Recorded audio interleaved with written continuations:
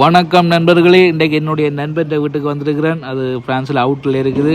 பாருங்கள் அப்படின்ட்டு மீன் பொரியலா இன்றைக்கு முக்கு சமையல் காட்டுறோம் பாருங்கள். வேறு லெவல். அதுவும் பாறை மீன் பொரியல். அவர் கொத்துரொட்டி சாப்பிட்றார். இவர் தான் என்னுடைய நண்பன்.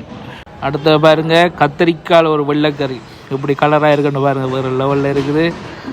மற்றது வந்து ஆட்டிறைச்சி குழம்பு.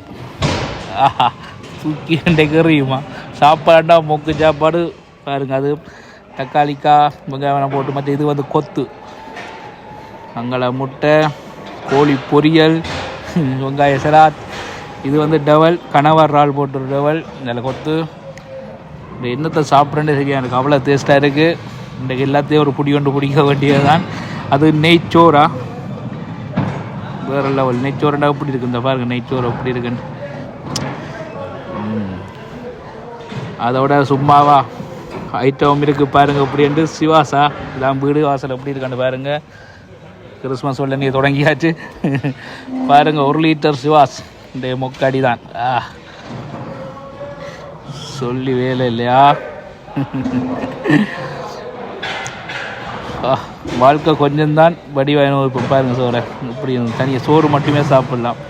மீன் பொரியலை கலக்கிறோம், ஜெயிக்கிறோம், போய் சேர்றோம், அதுக்கு ஒன்றுக்கு வாழ்கிறோம், குடும்பத்தை வழியாக பார்க்குறோம், சந்தோஷமாக இருக்கிறோம், நல்லா இருக்கிறோம்.